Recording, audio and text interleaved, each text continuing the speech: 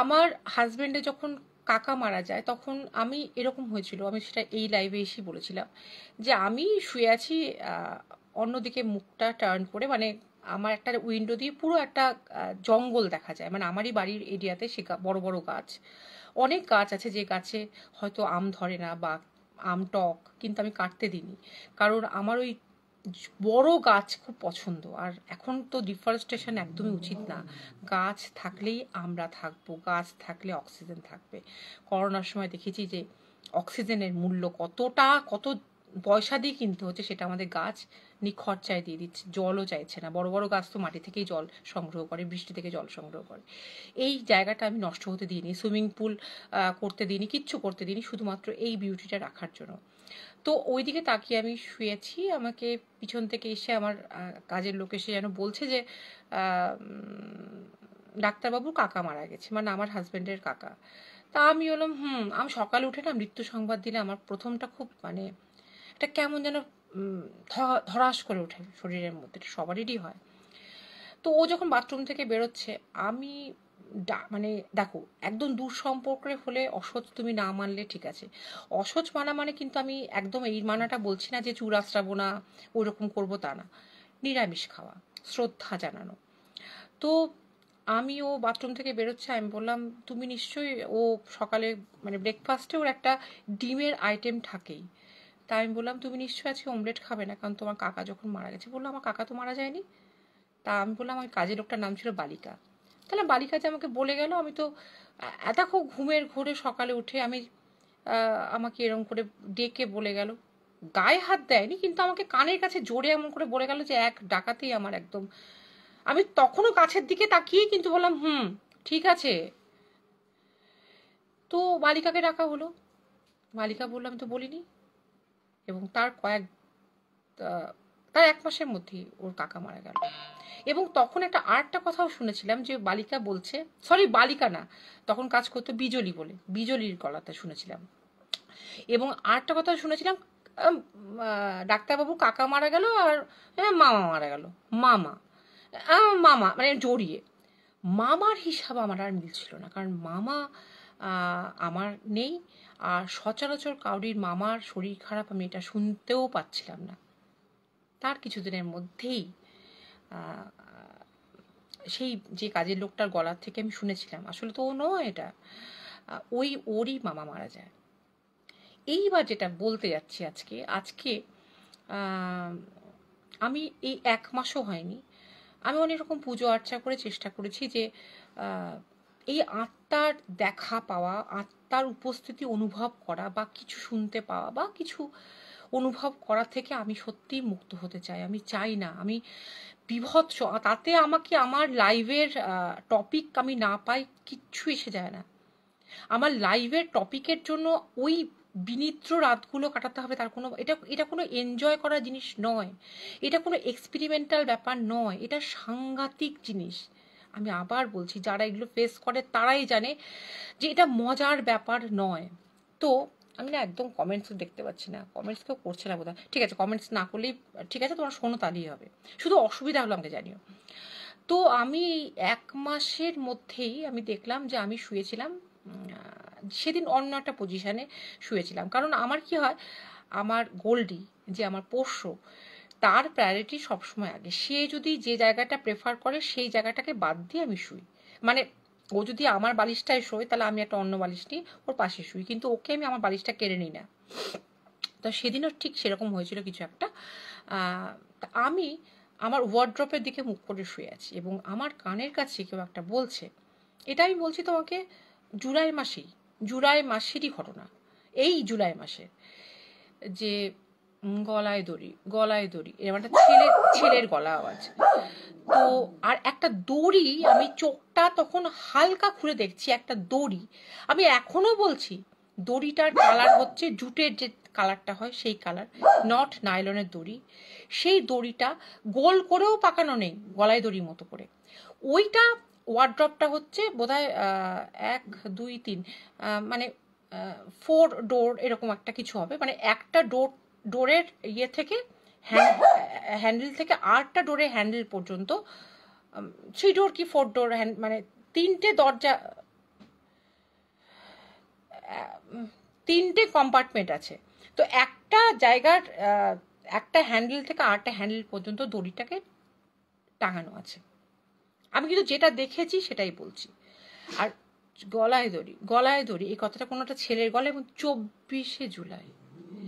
আমি বিশ্বাস করো তোমাদেরকে, এটা হয়তো আজকে কোনো মতেই, আমি যখনই দেখলাম যে আমার 24শে জুলাই আমার লাইভ সেশন পড়েছে বুধবার, আমি তখন একবার ভাবলাম, অনেক দিন ধরেই ভেবে আছি যে 24শে জুলাই আমি কোনো রকম ওয়াকিং, মানে ওই যে ওয়াকারে হাঁটি, ওর তো ইলেকট্রিক্যাল মেশিনটা, তো ওই মেশিনে আমি হাঁটবো না, মানে সেদিন আমি কোনো রিস্ক নিয়ে কোনো কাজ করব না। এবং আমি তখনই আমার হাজব্যান্ডকে ডাকলাম যে আমি খুব ভয় পেয়েছি, লাইট জ্বালালাম।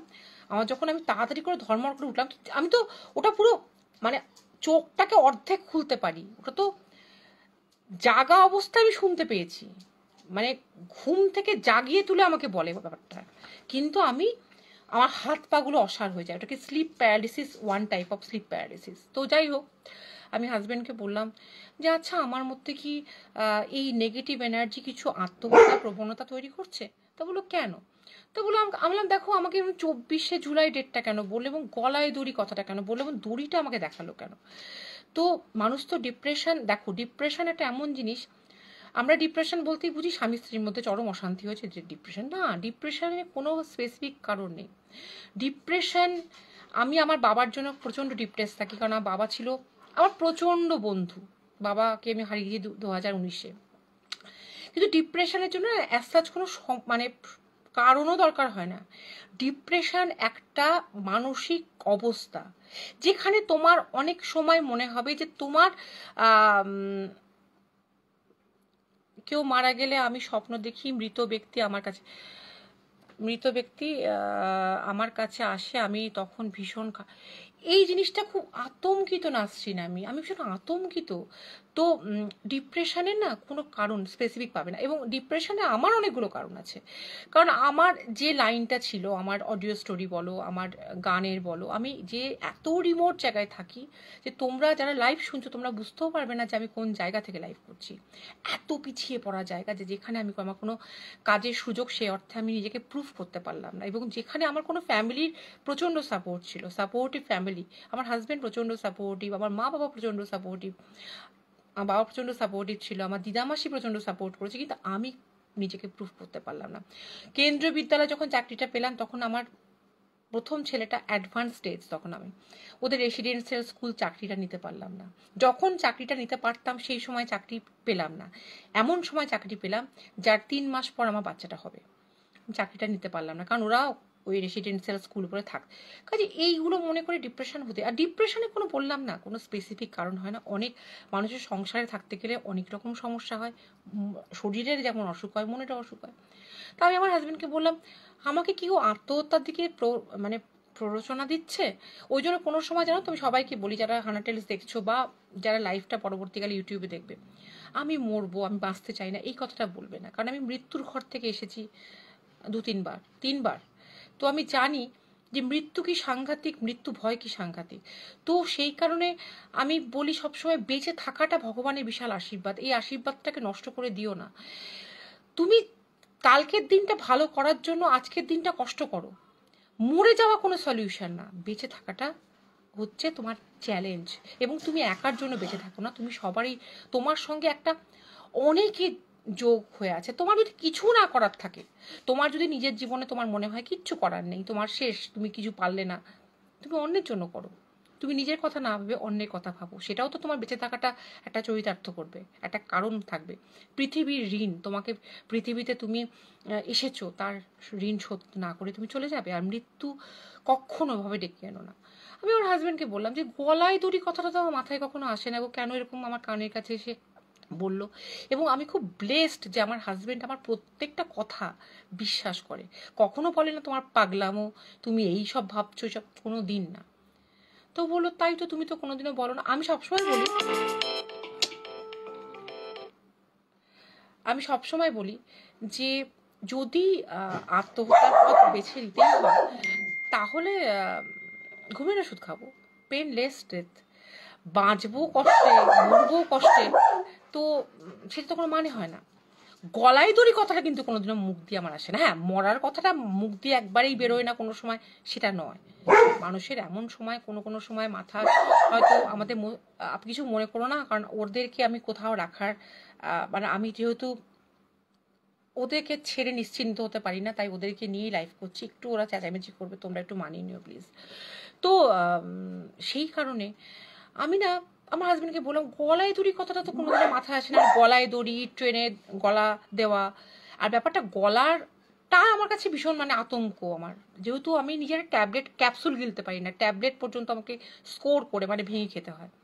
তো এই কথাটা আমার কানের কাছে কেন বলছে 24শে জুলাই গলায় দড়ি, আর দড়িটাও দেখলাম বিশু জুট কালারের, এই নয় যে নাইলনের দড়ি।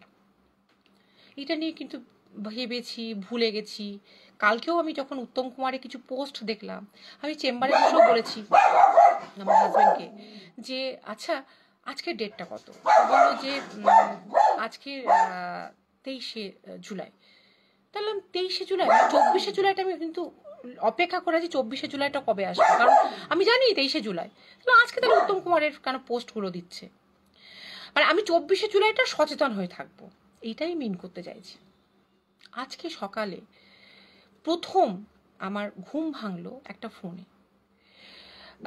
প্রথম কথা, আমার ছেলে কালকে রাত্রিবেলায় ফোন করলো যে মা আমি প্রচণ্ড ভয় পাচ্ছি, ও এখন পড়াশোনার খাতিরে কলকাতায় আছে, তুমি না জেগে থাকো।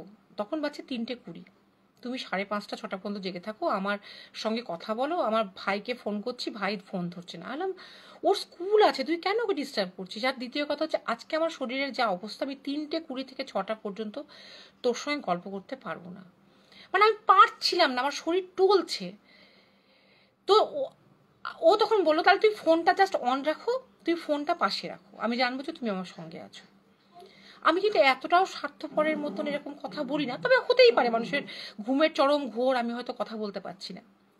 ঠিক সকালে আমার প্রথম ঘুমটা ভাঙলো সুভাশিস বলে, আমাদের গ্রুপ 4 জনকে নিয়ে। একটা হচ্ছে এই যে আব্দুল মজিদ শেখ যে জয়েন করলো লাইভে, সুভাশিস ঘোষ, আদর আলী এবং আমি, আমাদের 4 জনের বন্ধুত্ব আজকে সেই কলেজ লাইফ থেকে। সুভাশিস ফোন করেছে দেখে আমার হাজব্যান্ডই প্রথমে ফোনটা ধরেছে, দিয়ে বলেছে দোলনকে দিন। তা আমাকে ফোনটা দেওয়াতে আমাকে বললো যে আমি বলছি নাম লেখাবে হয়তো, কোনো ওদের পাড়ার কোনো গ্রামের লোক হয়তো পেশেন্ট হিসাবে নাম লেখাবে, তাই জন্য বলছে যে বলছে। তা ও বলে একটা খারাপ খবর আছে। তা বললাম না কি হয়েছে? তা বললো যে আদর আলীর বড় মেয়ে না সুইসাইড করেছে, যেন গলায় দড়ি দিয়েছে।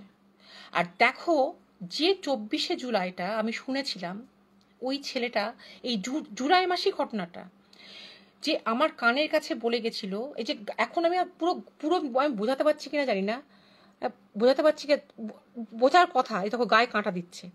ওই যে আত্মাটা আমাকে কানের কাছে বলে গেছিল, বোঝার কথা কিন্তু তোমাদের, যে 24শে জুলাই গলায় দড়ি, আর দড়িটা পর্যন্ত দেখিয়েছিল। আমি এখনো পর্যন্ত জানি না যে আমার ওই বন্ধুর মেয়ে কিভাবে আত্মহত্যা করেছে, মানে তার শাড়ি দিয়ে আত্মহত্যা করেছে না তার ওড়না দিয়ে আত্মহত্যা করেছে। দেখো এই কথাটা কেউ জিজ্ঞেস করে, আমি তাকে এখনো পর্যন্ত ফোনও করিনি, কারণ সে তার মানসিক স্থিতি, তার মানসিক অবস্থাটা বোঝতো। আমি ছেলেটাকে পার্টিকুলার মানে পার্সোনালি জানি। প্রথম কথা, সে বাবা, তাকে জানার দরকার নেই। দ্বিতীয় কথা হচ্ছে পার্সোনালি জানি যে ওর মেয়েদেরকে ও কি চোখে দেখে, পাগলের মতো ভালোবাসে। তার মানসিক অবস্থাটা বোঝো যে আচ্ছা খুব ডিস্টারবেন্স হচ্ছে, আচ্ছা খুবই ডিস্টারবেন্স হচ্ছে, এটা খুবই ডিস্টার্ব করছে। তো কি মানসিক অবস্থার মধ্যে সে আছে তাকে আমি ফোনও করিনি, ফোন করার সাহস আমার নেই। কিন্তু এই কথাটাই জুলাই মাসে আমাকে আমার কানের কাছে আত্মা এসে বলে গেছিল 24শে জুলাই গলায় দড়ি। এবং দড়িটা পর্যন্ত আমাকে, এই চোখটা অর্ধেক খুলতে পারি তখন আমার স্লিপ প্যারালিসিসের মধ্যে, আমি দেখেছিলাম যেটা জুটের মতন, মানে জুট কালার, মানে ওই জুট কালার, বুঝতে পারছো মানে মানে যেটা ওই দড়ি যে কালারটা, সেই দড়ি। এমন হতে পারে ও চুড়িদারের ওড়না দিয়ে গলায় দড়ি দিয়েছে বা কিছু দিয়েছে, আমি সেটা জানি না, জানতেও চাই না, এরকম বাজে কৌতূহল আমার নেই। কিন্তু আমি কিন্তু দেখেছি এবং আমাকে কিন্তু খবরটা দিয়েছে। এবং এই কথাটা আমার বাড়িতে যারা আছে, মানে আমার হেল্পিং হ্যান্ড বলো, আমার তারা তো জানেই, আমার হাজব্যান্ড জানে। যখন এই খবরটা আমাকে সুভাষিস আজকে দিয়েছে, প্রথম কথা, আমার বন্ধুর এত বড় সর্বনাশ, সেটা আমি কিছুতেই মানে নিতে পারছিলাম না। কথা হচ্ছে এই যে মিলে যাওয়া, যে আর একবার আমি আমার কাছের লোকের সর্বনাশের খবর আমি আগে থেকে পেলাম, ইঙ্গিত পেলাম। ওই 24শে জুলাই কিন্তু খবরটা পেলাম সকালে, এবং আমি আমার হাজবেন্ডকে দৌড়ে গিয়ে বললাম, তখন ও জুতো বাজছে, মানে ওর ফোনটা আমাকে দিয়ে ও বেরিয়ে গেছে, কারণ ও একটু আগে চেম্বারে যায়, তার 1 ঘন্টা পর আমি যাই। আমি স্ট্রিট ডগদের ফিট করতে করতে আমি 1 ঘন্টা কি 1.5 ঘন্টার মধ্যে যাই, হ্যাঁ 1.5 ঘন্টা পর যাই। তো আমি বললাম, বিশু মনে আছে তোমাকে আমি বলেছিলাম যে ওই একটা আত্মা এসে, একটা ছেলে আত্মা এসে আমাকে কানের কাছে বলেছিল 24শে জুলাই গলায় দড়ি, আর দড়িটা গোল করে পাকানো ছিল না, দড়িটা জাস্ট এমনি করে ঝোলানো ছিল। এমনও হতে পারে যে আমি গলায় দড়ি দেওয়ার 2 দিন পর জানতে পারবো বলে ওটাকে আর পাকানো নেই, কারণ ওখানে যেটা দিয়েও গলায় দড়ি দিয়ে থাক না কেন, সেটাকে তো নামানো হয়েছে, সেটা তো সত্যি সত্যি স্ট্রেটভাবেই রাখা আছে, সেটা তো আর ওই গোল করে পাকানো নেই। এইরকম ভবিষ্যৎবাণী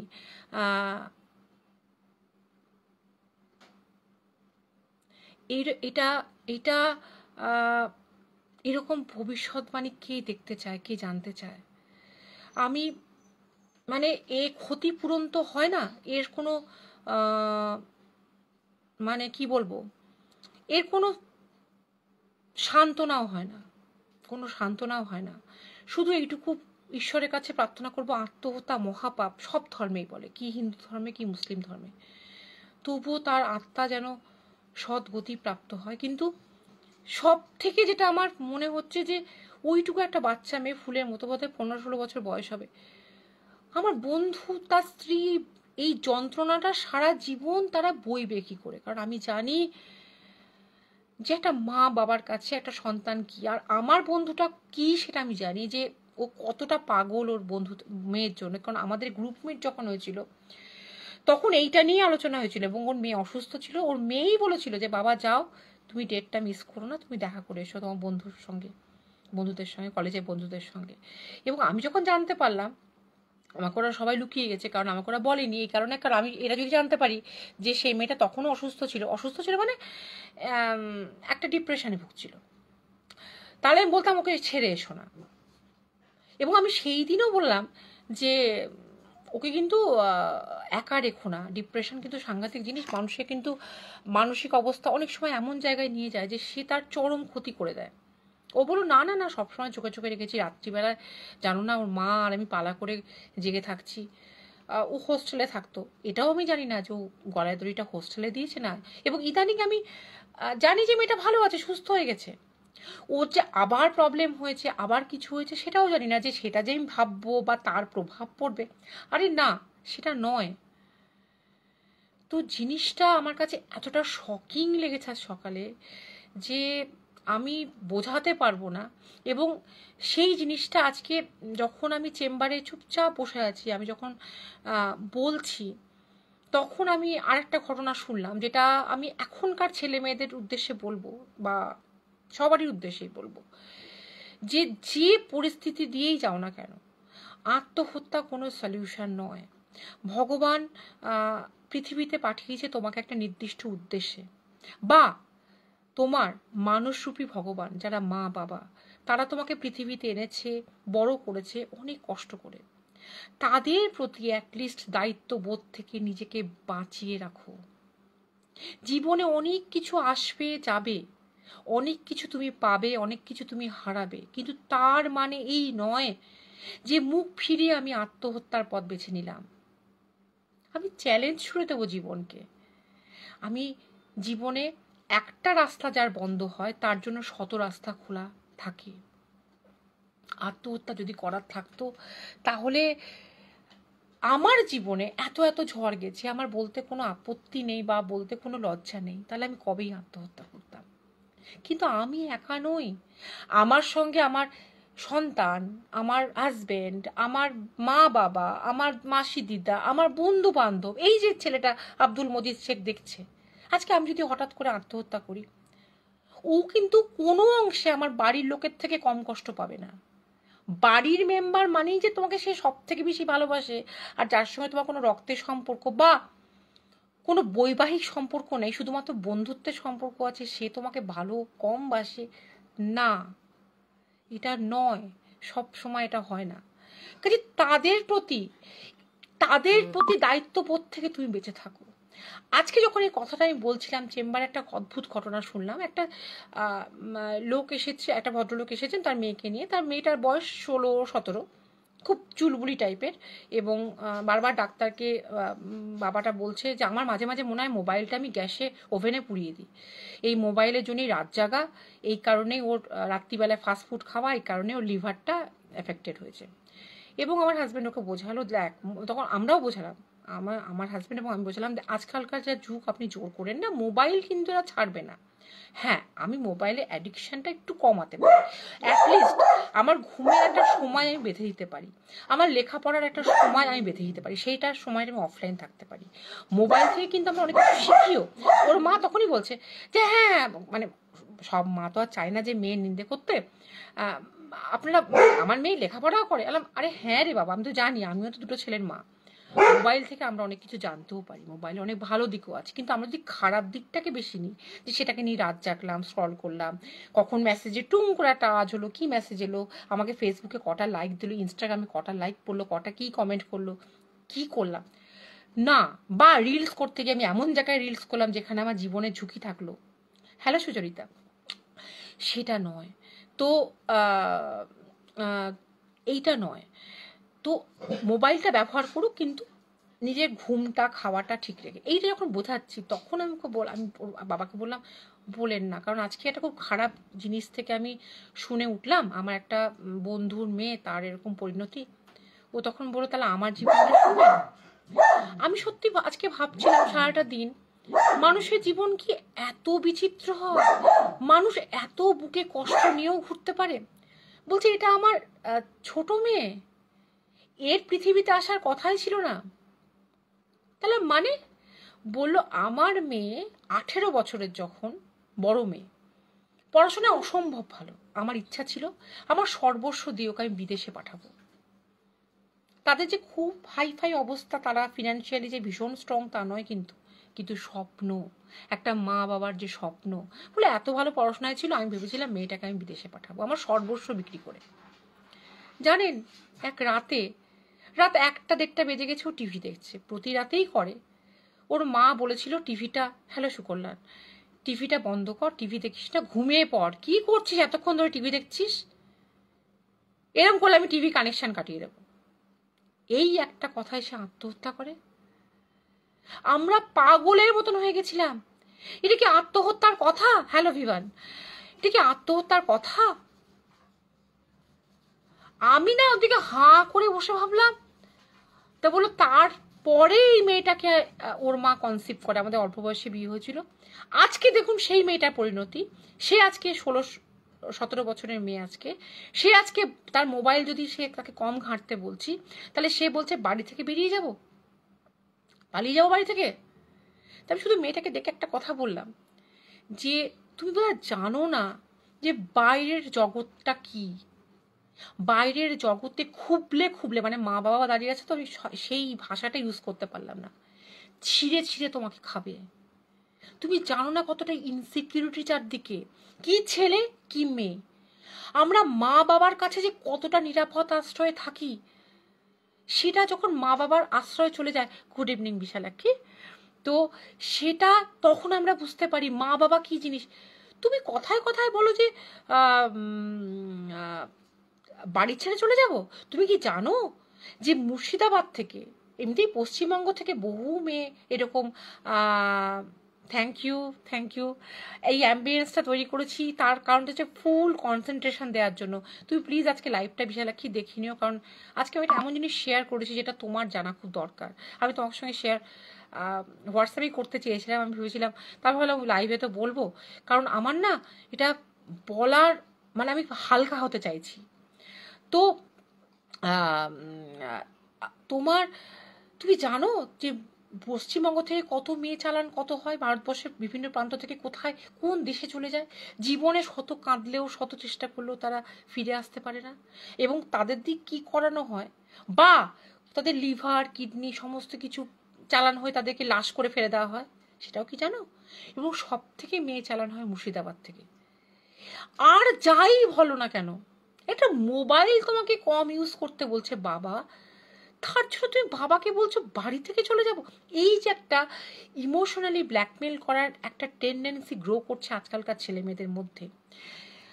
আমি কিন্তু শুধুমাত্র পরের ছেলে মেয়ের কথা বলছি না, আমি নিজের ছেলের কথাও মানে এক্ষুনি বলবো।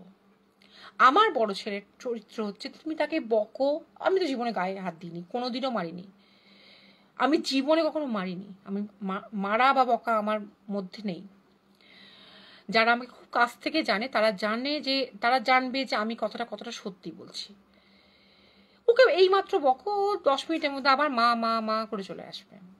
কিন্তু ছোট ছেলে হচ্ছে অন্যরকম, তার চরিত্রটা হচ্ছে অন্যরকম। মানে যারা ইন্ট্রোভার্ট হয় না, যারা কম কথা বলে, একদম 75% হিউম্যান ট্রাফিকিং এটা থেকে হয়। এইটা মেয়েটাকে বোঝাতে পারছিলাম না যে তুমি কোন জিনিসটা বলছো। একদম চালান করবে, আমি দেশগুলো নাম উল্লেখ করতে চাই না, কারণ দেখো এই লাইফটা ইউটিউবে আসবে, কোন জিনিসে কোনটা আপত্তি হয় কি না হয়, কিন্তু কোন কোন দেশে বেশি যায় সেটাও আমি বললাম। ফিরে আসতে পারবে না, এবং কি করতে হবে সেটা তুমি আন্দাজ করে নিতে পারছো 16-17 বছরের মেয়ে। আর তা না হলে তোমার লিভার কিডনি তো আছেই, তোমাকে অক্ষম করে ভিক্ষা করাবে। বাচ্চাদের যেটা করা হয়, বাচ্চা যারা চালান হয়, যারা ছেলে বাচ্চা চালান হয়, আমাদের জন্ম থেকে আমরা ইনসিকিউর। কেন না ছেলে বাচ্চা মেয়ে বাচ্চা পাল্টাপাল্টি হয়ে যায় নার্সিংহোমে, হসপিটালে। যার জন্য আমার প্রথম বাচ্চাটা হওয়ার সময় আমি যখন জানতাম যে আমার ছেলে আছে, কারণ আমার ডাক্তার হাজব্যান্ড, সে তো সোনোগ্রাফি রিপোর্ট দেখে বুঝতেই পারবে, আমি বারবার ওকে বলেছিলাম একটা জিনিস দেখো, যে আমার বাচ্চাটা যেন হারিয়ে না যায়। বাই ট্রেতে, যে ট্রেতে বাচ্চাটাকে প্রথম রাখা হয় ধোয়ার জন্য, ওয়াশ করার জন্য, ওই ট্রে থেকেও নার্সদের নেগলিজেন্সিতে বাচ্চা পড়ে যায়, ওরা যেন না হয়। তুমি ওই ওটিতে থেকে তোমার কাজ হবে তোমার বাচ্চাটাকে দেখা, আমাকে দেখতে হবে না। দেখো যেন সুস্থ শরীরে সেফলি পৃথিবীতে আসে এবং যেন হারিয়ে না যায়, পাল্টাপাল্টি না হয়। এইটা ভয় করেছিলাম, বুঝতে পারছো কোন যুগে, মানে কোন যুগে, বেশি দিন না, আমার ছেলে যখন হয়। তাহলে এই ভয়টা নিয়েও আমি জন্ম দিতে গেছি, তখন কিন্তু নিজের জীবনের ভয় তো আছেই যে আমি হসপিটাল থেকে বেঁচে ফিরবো কিনা, আমরা দুজন সুস্থ শরীরে আসবো কিনা, কিন্তু এই ভয়টাও কাজ করেছে বাচ্চাটা চুরি না হয়ে যায়। তাহলে কোন ইনসিকিউরিটিতে আমরা থাকছি? আমরা প্রত্যেকটা পৃথিবীতে এখন একটা এমন চলছে একটা অবস্থা যে মানুষ আর মানুষ নেই, টাকার কাছে সবকিছু বিক্রি হয়ে গেছে। কজনের মানবিকতা আছে, কজনের কি আছে বলো? একটা অবলা প্রাণী কুকুর, সে দুটো মোটরসাইকেল দেখলে চিৎকার করে বলে আমার গ্যারেজেই থাকতো, ওকে আমি বারবার খেতে দিতাম, থাকতে বলতাম, ও তো ভাষা বোঝে না। কদিন আগে দেখলাম ও চোখ কানা করে দিয়েছে এবং ঝরঝর করে রক্ত পড়ছিল নাকি, সেই সময় ওকে ওষুধ লাগিয়ে ঠিক করেছে। আমি কলকাতায় ছিলাম, এসে দেখলাম ও একটা চোখ অন্ধ করে দিয়েছে, এবং কুকুরটার বয়স হচ্ছে 18 বছর। আর বছর বাঁচবে? সব থেকে বড় কথা, যে ছেলে দুটো বাইকে এসে, 2টো না 3টে ছেলে ছিল, দুপুরবেলা করেছে, তাদের কি সত্যি কোনো শাস্তি হবে? ভগবান কি সত্যি কোনো শাস্তি দেবে? আর শাস্তি দিলেও বা এই তো অবলা প্রাণী শাস্তি পেল, ওই চোখ পুরো খোঁচা দিয়ে চোখকে, মানে বলতেও আমার কষ্ট হচ্ছে। এই নিষ্ঠুরতার যুগে আমরা দাঁড়িয়ে আছি। মেয়েটাকে আমি সেটাই বললাম, এই কথাটা জীবনে উচ্চারণ করবে না যে বাড়ি থেকে পালিয়ে যাব। আরে বাড়ি থেকে পালিয়ে কোথায় যাবে তুমি? কোন জায়গায় যাবে? কোথায় যাবে? তো এইটা আমি খুব বিশ্বাস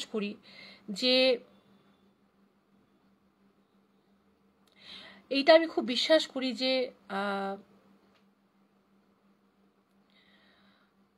আত্মহত্যা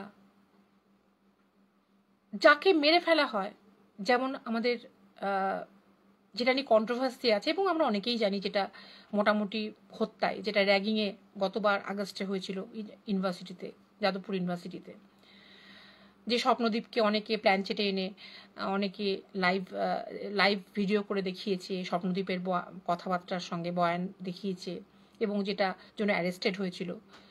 যাকে মেরে ফেলা হয় সে তো অসহায়, যাকে ধাক্কা মেরে ফেলে দেওয়া হয় বা তাকে সরু রেলিং দিয়ে হাঁটতে বলা হচ্ছে র্যাগিং করতে করতে, সে পড়ে যাচ্ছে টাল সামলাতে না পেরে, সে তো মরতে চাইছে না। তার আত্মা তো মানে ভীষণভাবে কষ্ট পায় তার আত্মীয় পরিজনের জন্য, কারণ সে তো মরতে যায়নি, সে তো পড়তে গেছিল, সে পড়াশোনা করে বড় হতে গেছিল। কিন্তু যারা প্রাণ নিজের ইচ্ছায় দেয় তারাও কিন্তু শেষ মুহূর্তে বাঁচতে চায়।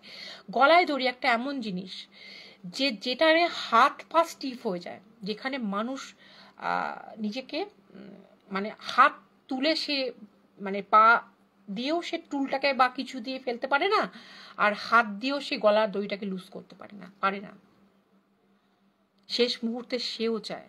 কারণ এই কারণে বলছি, যখন কেউ পুড়ে যায় গায়ে আগুন দেয়, যখন কেউ রেলে কাটা পড়ে বা বেঁচে আছে রেল চলে যাওয়ার পর, ট্রেন চলে যাওয়ার পর যেটুকু সময় সে বেঁচে থাকে, ধিকি ধিকি করে, যে বিষ খায়, সে কিন্তু সেই লাস্ট সময়টুকু বলে আমাকে বাঁচাও।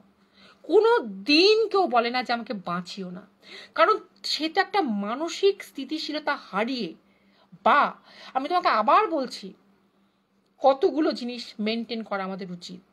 খোলা জানলা, এই যে ফ্ল্যাটে লোকে খোলা ব্যালকানি রাখে, আমাদের ব্যালকানি খোলা থাকলে প্রচন্ড রকমের হাওয়া আসতো, কারণ আমাদের ফ্ল্যাটটা হচ্ছে মধ্যমগ্রামে 11 তলায়, কিন্তু গ্রিল দেওয়া, কাঁচ দেওয়া, কাঁচটা স্লাইডিং ডোর, তাতে কিন্তু হাওয়াটা অনেকটা আটকে যায়, সৌন্দর্য আটকে যায়। কিন্তু কেন করা জানো? কারণ ওই যে এখন আমরা খোলা জানলার মুখোমুখি হব না, আমাদের কোথাও একটা নেগেটিভ এনার্জি আমাদেরকে মন বলবে লাভ দে, লাভ দিয়ে দেখ, লাভ দিয়ে দেখ, লাভ দিয়ে দেখ, লাভ দিয়ে দেখ। বা রেলিং এর খুব ধারে, খুব কর্নারে দাঁড়ালে, এই রেলিং এর খুব কর্নারে দাঁড়ালে আমাদের দাঁড়ানো উচিত না। কারণ অনেক সময় আমরা আজকে খুব ডিস্টারবেন্স হচ্ছে, সরি ফর দ্যাট, কারণ এরা না এত আজকে ডিস্টার্ব করছে, আমার কিছু বলার নেই। মানে এটা একটা আজকে ইন্টারনেট কানেকশন গোলমাল করছে না, কিন্তু এরা যা ডিস্টার্ব করছে আমার কিছু বলার নেই। তো রেলিংয়ের ধারে দাঁড়ালে আমরা কিন্তু অনেক সময় এরকম করে একটা জাস্ট মনে হয় যে কেউ ধাক্কা মারলো, অনেক সময় ধাক্কা মারে না কেউ, অনেক সময় আমাদের শরীরে না ব্যালেন্স রাখতে পারি না, আমরা নিচের দিকে তাকিয়ে মাথাটা ঘুরে যায়। ওইটা করতে নেই। কারণ একটা ভুতুরে বাড়ির একবার আমি তখন 11-এ পড়ি, আমি গেছিলাম, আমি জানতাম না। তো ওই ছাদে আমি যখন গেছি, ওই ছাদে গিয়ে আমি যখন রেলিংয়ের ধারে বসেছি, রেলিংয়ের ধারে বসে আমি যে কতক্ষণ ধরে বসে, আমি সাধারণত খুব কর্নারে বসি না, এই নয় যে আমার হাইটে প্রবলেম আছে, উপর থেকে দেখলে প্রবলেম হয় তা নয়, আমি বসি না ফর সিকিউরিটি পারপাস। কিন্তু যে কখন একটু একটু করে এগিয়ে গেছি ছ্যাঁচড়াতে, যখন আমার মা আমাকে বারবার করে ডাকছে, সেই ঘটনাটা বলবো কেন সেই ভুতুরে বাড়ি আমরা ভাড়া নিয়েছিলাম। আমার মাসিকে হসপিটাল থেকে নিয়ে আসার পর আমাদের এখানে নিয়ে আসার উপায় ছিল না, এমনই একটা বাড়িতে ভাড়া নিয়েছিলাম। হ্যাঁ দেখো ঈশানী আজকে কিরম করছে দেখো, এরকম তো করে না, তুমি বলো আমি এই কথাটা বলবো, কে কিভাবে নেবে, সে কারণে আমি বলছিলাম এইরকম কেন করছে বলো, এরকম চিৎকার কেন করছে, অন্যদিনে তোদের নিয়ে লাইভ করি। তো যে মুহূর্তে, হ্যালো সোনালিদি, যে মুহূর্তে ঈশানী বলল যে ওরা কি কিছু দেখতে পাচ্ছে যে আজকে এত চেঁচাচ্ছে, আমি বললাম যে হ্যাঁ দেখো অন্যদিন তো লাইভ এরম করে না, আজকে কোনো ইন্টারনেট কানেকশনে গোলমাল নেই, কিছু নেই, অথচ আজকে ওরা এমন চেঁচাচ্ছে যে আমার লাইভ করতে অসুবিধা হচ্ছে। তো এইটাই আমি বলতে চাইছি যে তোমার কোনো দিন কখনো খোলা জানলা, সৌন্দর্য আলাদা, হাওয়া বাতাস চলাচল হয়, কিন্তু খোলা জানলা রেখো না, কারণ মানুষের মানসিক স্থিতি। Hello Abhishek Chatterjee, hello, welcome to my live. তো এইটা আমার লাইভটা শুনে নিও প্লিজ, কারণ এইটা একদম শেষের অংশ, লাইভটা কেটে গেছিলো বলেই আমি লাইভটা কন্টিনিউ করলাম। তো জাস্ট দুটো কথা বলার বাকি আছে সেই কারণে। তো আজকে প্লিজ লাইভটা শুনে নিও, কারণ আজকে লাইভটা সোনালিদি দেখে নিও, যারা আছো তারা দেখে নিও লাইভটা, কারণ আজকে লাইভে আমি যে কথাগুলো বললাম সেগুলো খুব হৃদয় একটা মানে হৃদয়কে কষ্ট দেওয়ার মতন, হৃদয় বিদায়ক কথাবার্তা, যে কথাগুলো বলতে আমার ভালো লাগলো না, কারণ আমার বন্ধুর এত বড় একটা ক্ষতি। আজকে সকাল থেকে সারাদিন মনটা খুব খারাপ গেছে। কি হয়েছে কি, ও মা আমার ছোট্ট বোনটা চলে এসছে, হ্যালো আমার শিল্পী বুনু চলে এসছে। তো লাইভটা দেখে নিও, আজকে থাকবে হারাটেলসে গেলেই দেখতে পাবে আমার লাইভটা। আগের লাইফটা কেটে গেছিলো, যেটুকু বাকি ছিল সুস্মিতা সেটুকু আমি কন্টিনিউ করছি। যে কোনো হ্যাঁ, বাবা পরের দিন যখন সেই বাড়িটা চা খেতে গেছে, তখন ওই সামনে একটা দর্জির দোকান ছিল, বাবার বহু পছন্দের চেনা লোক, মানে বাবা ওই দর্জির কাছেই জামা কাপড় বানাতো, তা সেই দর্জির দোকানটা ওখানে ছিল। তো বলেছে, দেবুদা আপনি আর জায়গা পেলেন না, আপনারা এ বাড়িতে এসে আছেন কেন? তা বাবা বলেছে, কেন? তো বলেছে যে আপনারা না জানেন না। না, তা বলেছে না, কি বলেনি। তারপরে যখন জানতে পারি তখন আমরা সেখান থেকে চলে আসি। যাই হোক, হ্যালো অ্যানা, হ্যালো আরটা কাকে দেখলাম, দীপিকাদি তো জয়েন করলো। দীপিকাদি, এটা জাস্ট আমি শেষ করছি বলে আমি একটা কথা বলে শেষ করছি। দেখেছো তো দীপিকাদি, লাইফটা কেটে গেল। আমি যে মুহূর্তে বললাম যে কোনো ইন্টারনেট কানেকশানে গোলমাল নেই, আজকে কোনো রকম অসুবিধা নেই, আর আমাকে ঈশানী বলল যে ওরা কি কিছু দেখতে পাচ্ছে যে এত চেঁচাচ্ছে, লাইভে বাঁধা পড়ে, এইসব আলোচনা করতে গেলে বাঁধা পড়ে। তো ঠিক সেই মুহূর্তে লাইভটা ডিসকানেক্টেড হয়ে গেল। কারণ এই যে সেটটা থেকে আমি লাইভ করছি, এখানে সাধারণত লাইভটা কাটে না, এই মোবাইলটা একেবারেই গরম হয় না, এই জন্যে করছি, কিন্তু বাঁধা। যাই হোক, পরের সপ্তাহে আবার তোমাদের সঙ্গে দেখা হচ্ছে। আমার লাইভটা অবশ্যই দেখে নিও, কেমন লাগলো জানিও। তোমাদের নিজেদের কোনো এক্সপিরিয়েন্স থাকলে আমার সঙ্গে শেয়ার করো, আমাদের গ্রুপের মেম্বারদের সঙ্গে শেয়ার করো। আমাদের গ্রুপের প্রত্যেকটা মেম্বার, হ্যালো অঙ্কুশ, অনেক দিন পর। প্রিয়াঙ্কাকে আমি ট্যাগ করি, কিন্তু প্রিয়াঙ্কা জয়েন করে না। প্রিয়াঙ্কা ভালোবাসে এসব শুনতে, তুমি তো ভালোবাসো না শুনতে। তো আমি আমার গ্রুপের মেম্বারদেরকেও শেয়ার করতে পারো, আমাকে শেয়ার করতে পারো, আমি তোমাদের হয়ে তোমাদের গল্প বলবো, বা তোমরা যদি কোনো এক্সপিরিয়েন্স নিজেরা শেয়ার করতে চাও, প্লিজ তোমরা লাইভে আসো, আমাদের গ্রুপটাকে আরও বেশি সমৃদ্ধ করো। আর প্রার্থনা করো যে কারোরই সন্তান, আমার বন্ধুর যে ক্ষতিটা আজকে হয়ে গেল, অপূরণীয় ক্ষতি, সেই ক্ষতিটা যেন না হয়। এবং প্রত্যেকে আমরা বড়রা, বাচ্চারা, যে বয়সেরই যেখানে যা থাক, আমাদের প্রত্যেকে না মানসিক শান্ত থাকাটা খুব দরকার। যে কোনো সিচুয়েশানেই আমাদের সব থেকে আগে দরকার পজিটিভ চিন্তাভাবনার, এবং সব কিছু শেষ করে দেওয়ার আগে আর একবার শুরু করার চিন্তা করা। কারণ শেষ বলে কিছু নেই, সবটাই শুরু। তো এই যে আত্মহত্যা করলো, এই যে আত্মহত্যার পর প্রাণটা তার একটা তো তার নতুন একটা কিন্তু জার্নি শুরু হলো, এখানে কিন্তু শেষ হলো না। সেই জার্নিটা থেকে কিন্তু সে ইচ্ছে করলেও পালাতে পারবে না। সে জীবন থেকে হয়তো পালাতে পেরেছে, কিন্তু মৃত্যুর পরে যে জার্নি, সেখান থেকে পালানোর ক্ষমতা কোনো আত্মার নেই, যতক্ষণ না তার পুনর্জন্ম বা অন্য কিছু, মানে সেই ব্যাপারটা তো তারাই জানে, ওপরওয়ালা জানে, ঈশ্বর জানে, বা যারা সেই বাউন্ডারিটা ক্রস করেছে তারা জানে। আমরা শুধুমাত্র প্রেডিক্ট করতে পারি। তাই আত্মহত্যা নয়, খারাপ চিন্তাভাবনা নয়, কোনো সময় কোনো খোলা ছাদ, ফাঁকা জানলা। Please subscribe to our channel Hana Tales. Comment, share, like, and don't forget to hit the notification bell for more videos.